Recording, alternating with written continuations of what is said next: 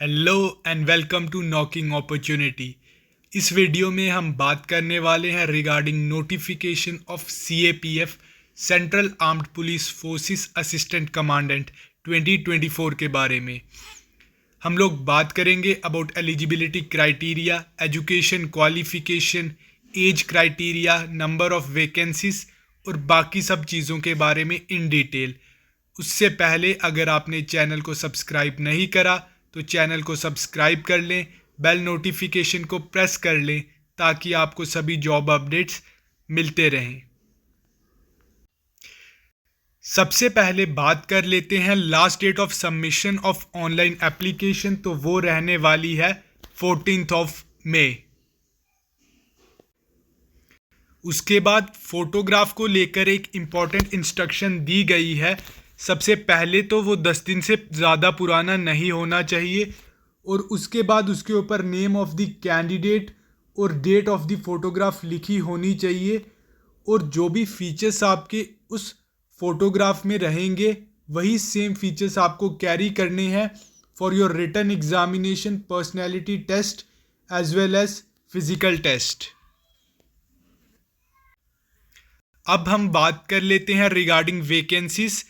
तो सबसे पहले तो बीएसएफ के लिए टोटल नंबर ऑफ वैकेंसीज रहेंगी 183, for CRPF 120, CISF 100, ITBP 58 and SSB 42। और अगर हम बात करें इन टोटल तो टोटल नंबर ऑफ वैकेंसीज रहेंगी 506। अभी बात कर लेते हैं एग्जामिनेशन सेंटर्स के बारे में। तो टोटल ऑफ 47 एग्ज़ाम सेंटर की लिस्ट इसमें दी गई है। आप चेक कर सकते हैं कि आपका एग्जामिनेशन सेंटर इनमें से किस में फॉल करेगा। अगर बात करें एलिजिबिलिटी कंडीशंस की तो सबसे पहले तो आप सिटीज़न होने चाहिए इंडिया के और both male and female candidates इसके लिए अप्लाई कर सकते हैं। अगर हम एज लिमिट की बात करें तो आपकी एज होनी चाहिए इन बिटवीन 20 to 25 ईयर्स और आपकी डेट ऑफ बर्थ होनी चाहिए इन बिटवीन 2 अगस्त 1999 टू 1 अगस्त 2004। और अगर आप एससी या एसटी से बिलोंग करते हैं तो आपको 5 ईयर्स की एज रिलैक्सेशन मिलेगी and if you belong to OBC तो आपको 3 ईयर्स की एज रिलैक्सेशन मिलेगी। अगर बात करें एजुकेशन क्वालिफिकेशन की तो आपके पास मिनिमम एक बैचलर्स डिग्री होनी चाहिए, वो किसी भी स्ट्रीम में हो सकती है। अगर आपके पास एनसीसी बी या सी सर्टिफिकेट है तो आपको प्रेफरेंस दी जाएगी in the time of interview.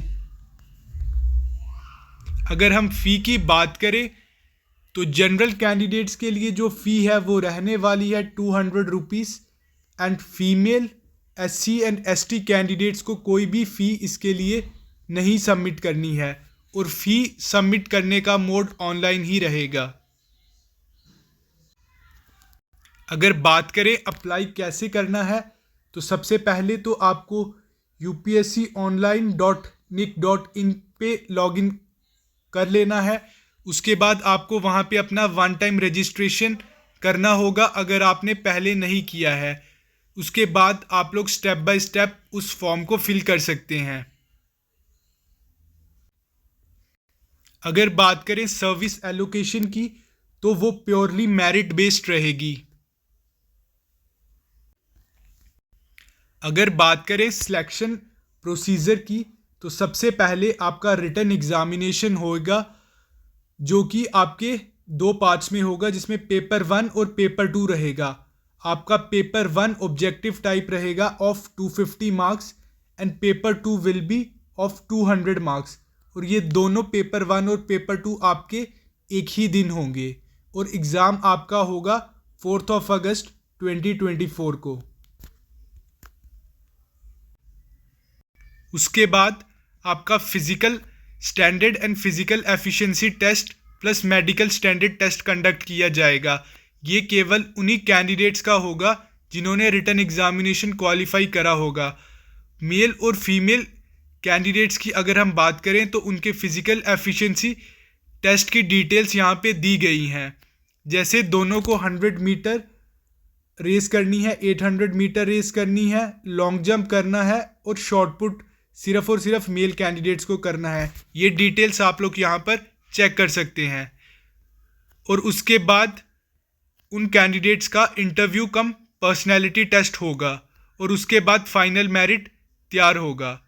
अगर हम बात करें सिलेबस की तो जनरल पेपर 1 में आपका जनरल एबिलिटी एंड इंटेलिजेंस का एग्ज़ाम होगा, जिसमें जो आपके कंपोनेंट्स रहेंगे वो नंबर 1 आपका रहेगा general mental ability, then general science, current events of national and international importance, then Indian polity and economy, history of India, Indian and world geography.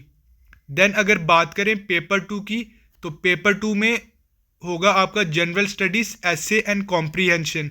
ये आपका डिस्क्रिप्टिव एग्ज़ाम रहेगा।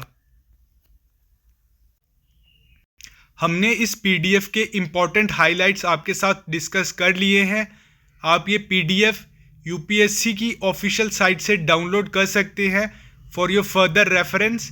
And if you are eligible for this examination, do like the video and share it with your friends. Thank you for watching this video.